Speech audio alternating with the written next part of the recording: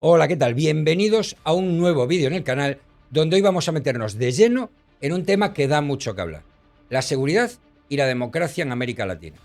¿Cómo se puede garantizar la seguridad de la gente sin pisotear los principios democráticos? ¿Es posible combatir el crimen organizado y las pandillas sin caer en el autoritarismo? Y sobre todo, ¿qué nos enseña, entre otros, el caso de Nayib Bukele, el presidente de El Salvador, que ha revolucionado su país, pero a un precio que no deja indiferente a nadie? Coged palomitas, que esto va a ser un viaje intenso.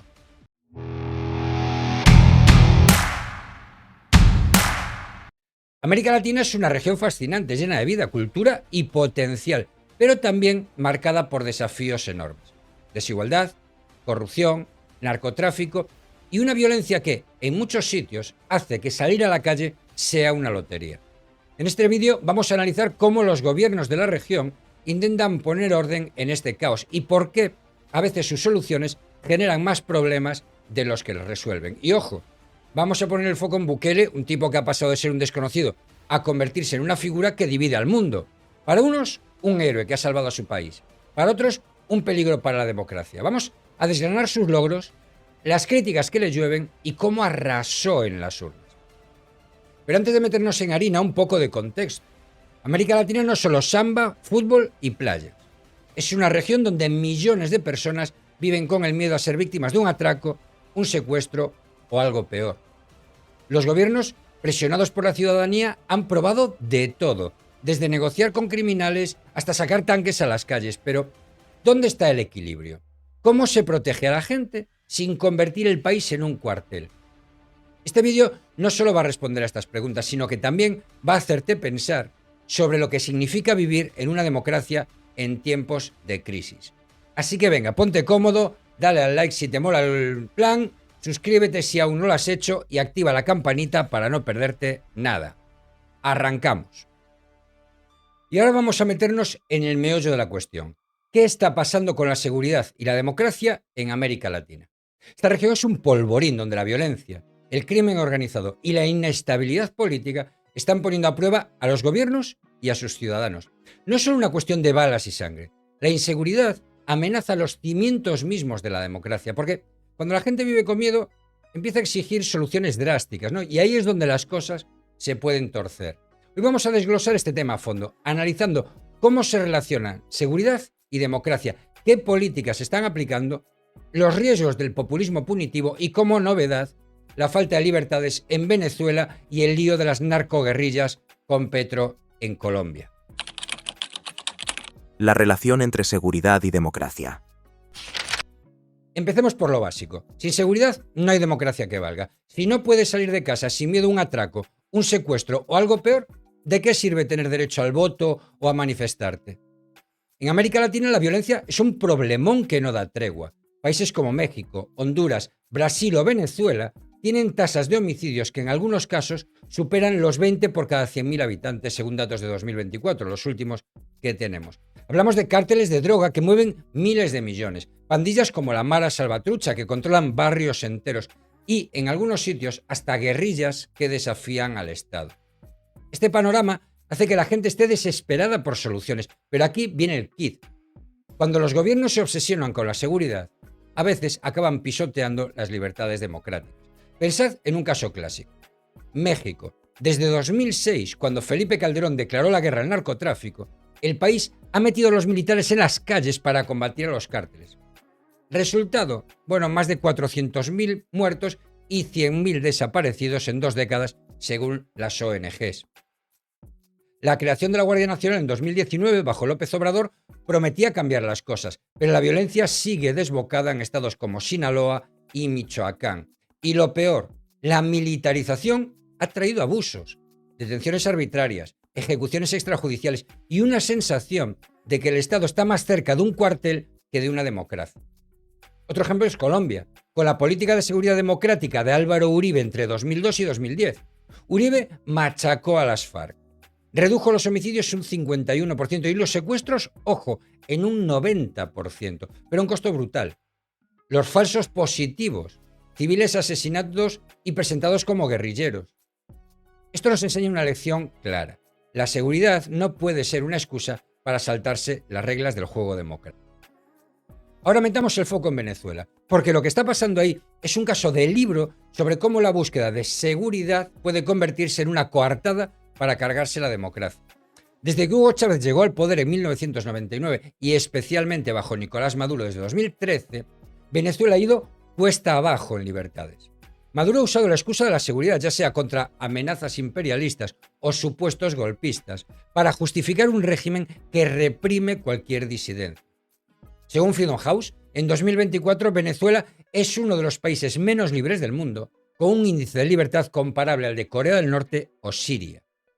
¿Y qué significa esto en la práctica? Pues para empezar, la libertad de prensa está en la UCI. Más de 200 medios de comunicación han cerrado desde 2013 y los periodistas que critican al gobierno enfrentan detenciones, censura o exilio. Por ejemplo, el portal Efecto Cocuyo, uno de los pocos medios independientes que quedan, vive bajo constante acoso. Luego está la represión política. Líderes opositores como Juan Guaidó o María Corina Machado o Leopoldo López han sido inhabilitados, encarcelados o forzados a exiliarse. En 2024 las elecciones presidenciales fueron un paripé, con observadores internacionales denunciando fraude masivo y una participación manipulada. ¿Y la seguridad ciudadana? Fatal. Venezuela tiene una de las tasas de homicidios más altas de la región, rondando los 40 por cada 100.000 habitantes, según el Observatorio Venezolano de Violencia. La policía y los colectivos armados, que actúan como matones del régimen, no solo no protegen a la gente, sino que a menudo son parte del problema. Pero aquí viene lo más gordo. El gobierno de Maduro ha creado un sistema de control social que usa la seguridad como excusa para vigilar a la población. Hablamos del Carné de la Patria, un documento que controla el acceso a alimentos y subsidios, pero que también sirve para rastrear a los ciudadanos y castigar a los que no apoyan al régimen. Organizaciones como Human Rights Watch han denunciado que este sistema, junto con la vigilancia digital y las detenciones arbitrarias, ha convertido a Venezuela en un estado policial disfrazado de democracia. La lección es clara. Cuando un gobierno prioriza el control sobre la libertad, la seguridad se convierte en una herramienta de opresión, no de protección. Volvamos al panorama general. Si en España hemos aprendido algo con nuestra experiencia contra el terrorismo de ETA o el crimen organizado, es que dar palos a diestro y siniestro no basta. En América Latina muchos gobiernos caen en esa trampa, apuestan por más policías, más soldados y cárceles a reventar, pero se olvidan de las causas de fondo. ¿Por qué hay tanta violencia? Porque la pobreza, la desigualdad y la falta de oportunidades son el caldo de cultivo perfecto para el crimen. En Centroamérica, por ejemplo, más del 50% de los jóvenes no tienen acceso a un empleo digno, según la CEPAL.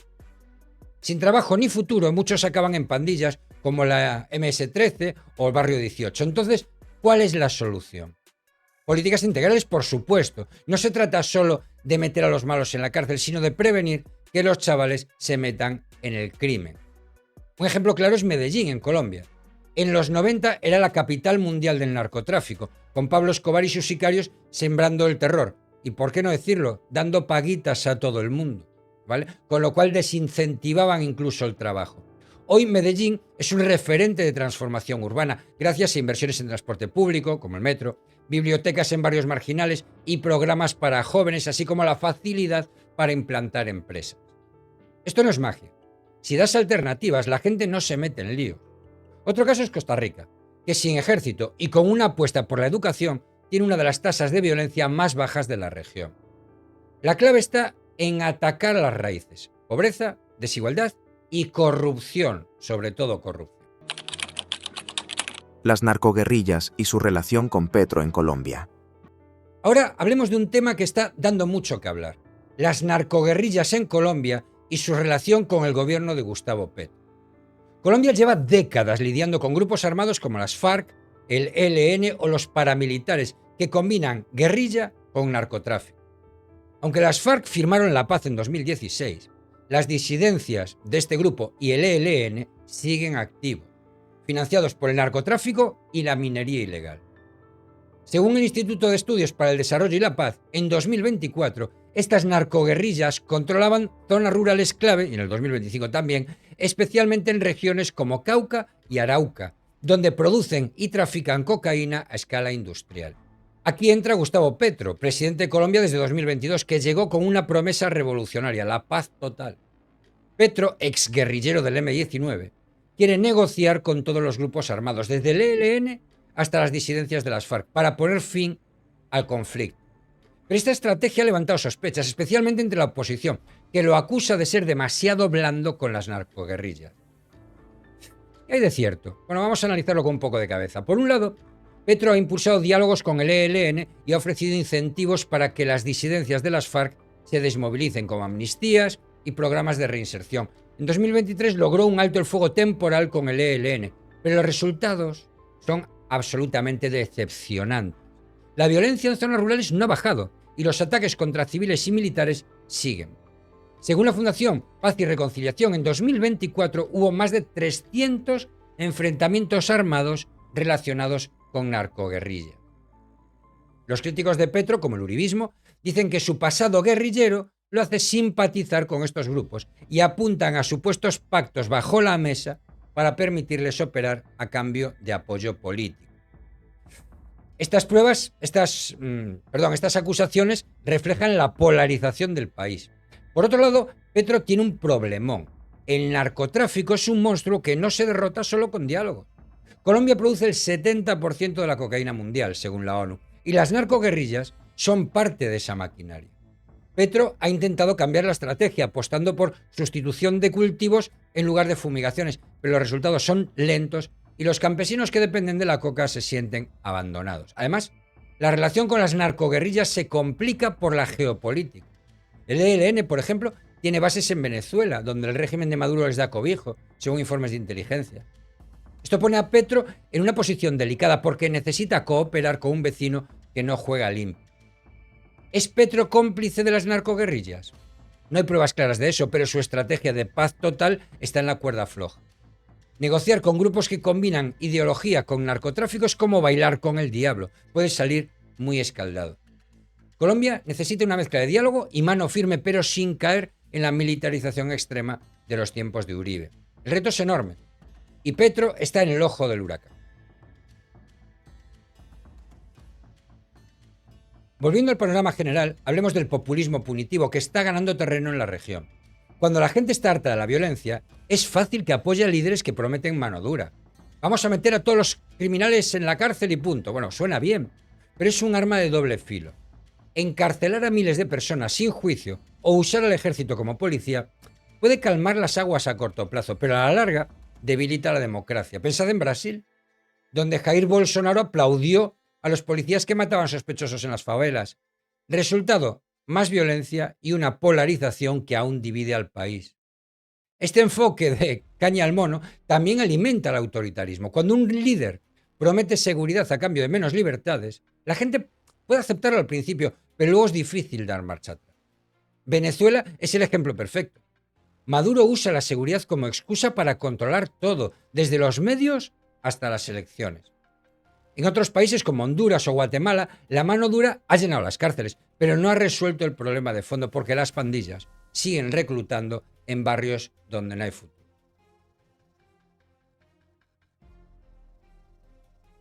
Vale, ahora sí, vamos con el plato fuerte. Nayib Bukele, el presidente de El Salvador.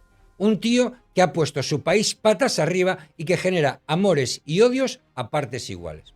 Bukele es un fenómeno que no deja indiferente a nadie y su historia nos sirve para entender cómo un líder puede cambiar la narrativa de la seguridad en América Latina, pero también los riesgos que eso conlleva.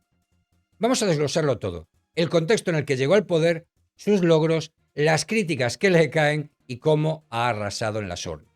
Imagina un país donde salir a comprar el pan es jugártela. No hay que imaginar mucho, ese era El Salvador antes de Bukele. En 2015, la tasa de homicidios llegó a 103 por cada 100.000 habitantes. Una burrada. Las pandillas como la Mara Salvatrucha y la Mara 18 mandaban en los barrios extorsionando a comerciantes, reclutando a chavales y convirtiendo la vida cotidiana en un infierno. Los gobiernos anteriores, de izquierda y de derecha, probaron de todo, desde pactos bajo cuerda con las pandillas hasta políticas de represión, pero nada funcionó. La gente estaba desesperada. Y ahí apareció Bukele. Este tipo, un empresario joven, con pinta de influencer y un manejo brutal de las redes sociales, rompió el molde. En 2019 ganó las elecciones con su partido Nuevas Ideas, prometiendo acabar con la violencia y la corrupción. Su mensaje caló porque hablaba como la gente de a pie, no como los políticos de siempre. Pero, ¿cómo lo ha hecho? Vamos a verlo.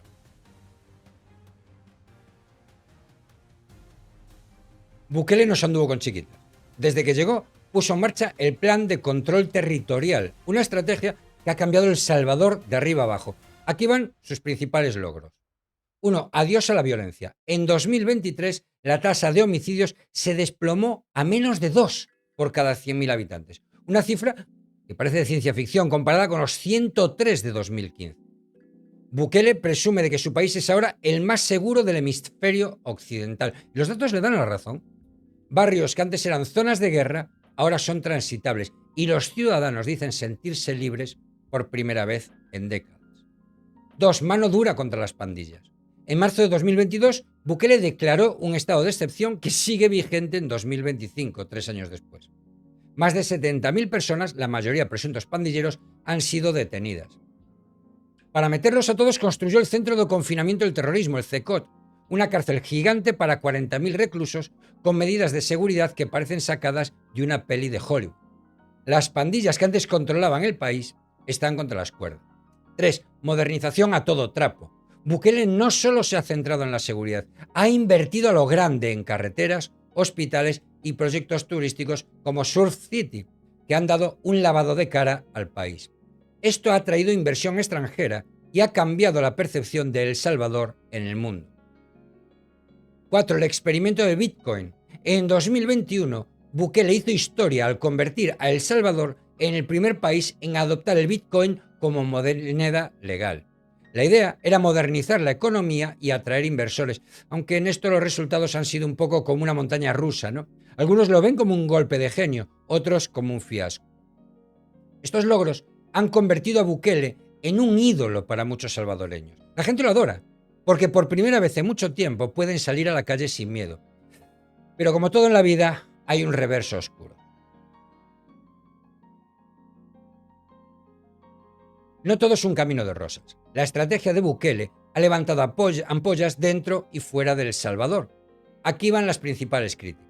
Uno, los derechos humanos que están en el punto de mira. Organizaciones como Human Rights Watch y Amnistía Internacional han puesto el grito en el cielo.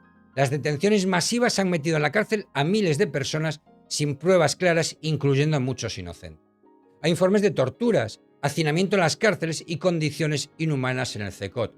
Por ejemplo, en 2023 se denunció que al menos 1.500 menores fueron arrestados sin motivo. Segundo lugar, adiós al Estado de Derecho. Bukele ha jugado fuerte para consolidar su poder. En 2020 entró al Congreso con soldados armados para presionar por un presupuesto. En 2021 destituyó a jueces y fiscales independientes poniendo a los suyos. También ha reformado las leyes electorales para favorecer a su partido. Todo esto huele a autoritarismo y muchos temen que El Salvador esté dando pasos hacia atrás en democracia.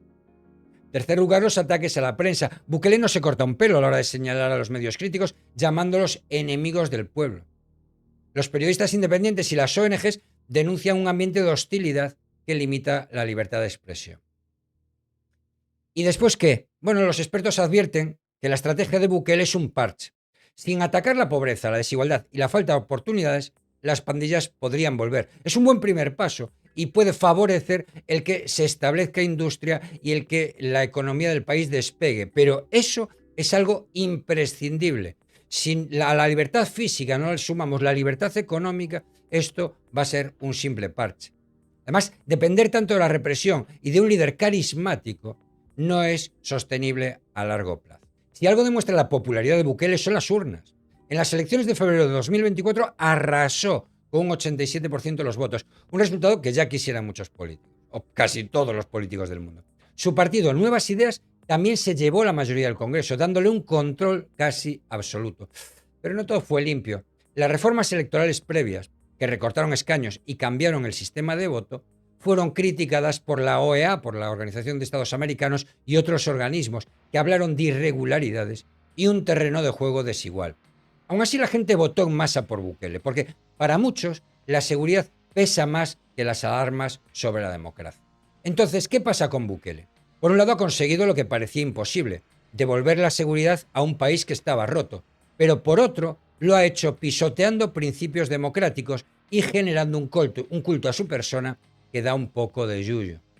Desde España, donde hemos visto cómo el terrorismo y el crimen organizado pueden poner a prueba una democracia, el caso de Bukele nos suena familiar. Es el eterno dilema, ¿no?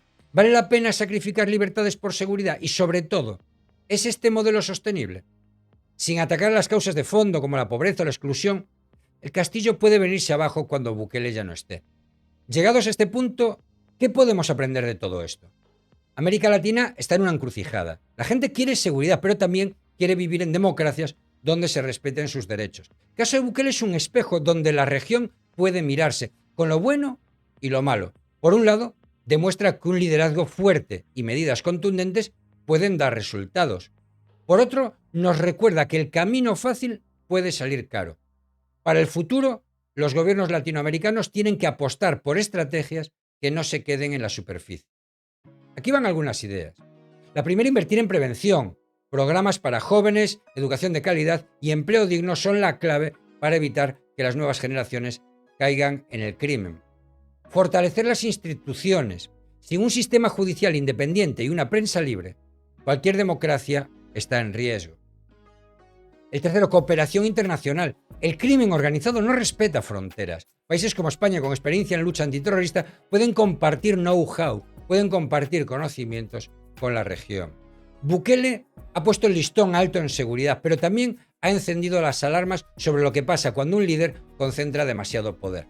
Otros países como Colombia o México están probando modelos mixtos, ¿no?, combinando represión con prevención. El reto es encontrar un equilibrio que funcione sin vender el arma al diablo. Y hasta aquí nuestro repaso a la seguridad y la democracia en América Latina, con el caso de Nayib Bukele como estrella del show. Hemos visto cómo la región lucha por encontrar un equilibrio entre proteger a sus ciudadanos y mantener viva la democracia. Bukele nos enseña que se puede conseguir resultados impresionantes, pero también que el precio puede ser demasiado alto si no se cuida el Estado de Derecho. ¿Qué opinas tú? ¿Crees que la mano dura es la solución o prefieres un enfoque más equilibrado? ¿Es Bukele un genio o un peligro? Déjanos tu opinión en los comentarios porque nos encanta leeros. Si te ha gustado el vídeo, no olvides darle al like, compartirlo con tus amigos y suscribirte al canal para más contenido así. Nos vemos en el próximo vídeo.